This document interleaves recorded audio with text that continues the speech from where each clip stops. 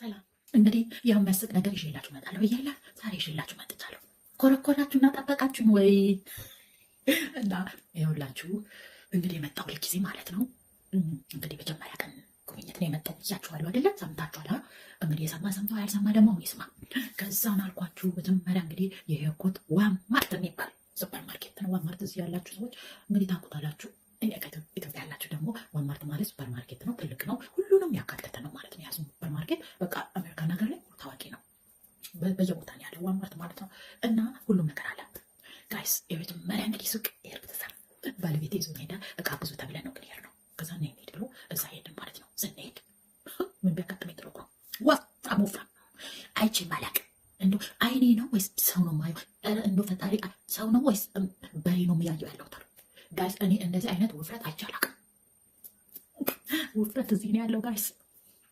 ከዛን አልኳችሁ ብታዩ ከወፍራም እንዴት በቃ አይኔ ነው ምንድን ነው ብዬ ባለቤቴንም ረሳሁት ጋይስ፣ ረሳሁት። ሴትዮዋ ምን ታክላለች? ዞር ስል ሌላ ወፍራም አለ፣ መካከለኛ ሚዲየም ላች ምናምን ያለው ጋይስ። ከዛ እኔ በህይወቴ ወፍራም አይቼ አላቅም። ጓደኞቼ እንኳን ትንሽ ወፈር ሲሉ እኔ በጣም ቀጫጫ ነበርኩና ወፈር ሲሉ ቦቻ ሲኖራቸው በቃ እንዴት እንደመቦጭቃቸው የነበረው ጋይስ። ማሩኝ አልኳችሁ፣ ማሩኝ በቃ አልኳችሁ። ከዛ ኧረ ቆይ ልጨርስላችሁ ጋይስ፣ እንደ ብታዩ ማለት ነው። ማይ ጎድነስ ዞር ስል ማለት ነው ሌላ ወፍራም፣ ዞር ስል ሌላ ወፍራም፣ ፊት ለፊቴ ሌላ ወፍራም፣ እንደ ኋላ ዞር ስል ሌላ። እንደ ምንድን ነው ውፍረት? ጊዜ መጣ ነው ተለቀው ምንድን ነው አሜሪካ ብዬላችሁ። እኔ አንደኛዋን በጣም ወፍራም ሆነችው እየተከተልኩ ሰውየውን ረሳሁት፣ ባለቤቴን ረሳሁት። ስልክ የለኝ ምን የለኝ ቦታ ላቅቆ ጋይስ ምን ትሉኛላችሁ? አፌን ከፍቼ ከወፍራሞቹ ጋር አብዬ ምንድን ነው ኢትዮጵያ ምን ይባላል መሰላችሁ? በላይ አክፋ መሬት የሚሉት ዘፈን አለ። ወንዶች ቂጥ ያላትን ሴት ብለው እንደሚሄዱ እኔም ሴት ጋር አብዬ መከተል ጀመርኩ። ባለቤቴን ረሳሁት። ከዛ ሄዱ ባለቤቴ እኔንም አጣኝ። እሱ ደግሞ ከካባ ነው ጋይስ። ዞሮ ብሎ ያየኝ በቃ ዝም ብሎ ነው የሚሄደው እና ልንሄድ ወደ ቤት ስንል ነው ዞሮ ብሎ ያየኝ ጋይስ። ምን ትላላችሁ? ከዛ ሲያጣኝ ማለት ነው ሱፐርማርኬት እኮ ትልቅ ነው። ሲያጣኝ የሮብሴሽን ሄዶ ሉሲ ያለ ሉሲ ይላል። እንግዲህ ባለቤቴ ስሙ እየጠሩ አካል ፈልግሻል እኔ አልቻላቅ ሰምቻላቅ እንደዛ ማለት ነው። ሌላ ሉሲ ይኖራል ብዬ ነው ማይንድ ላይ ያለው። ከዛ እኔ ሴትዮዋ ላይ ነኝ።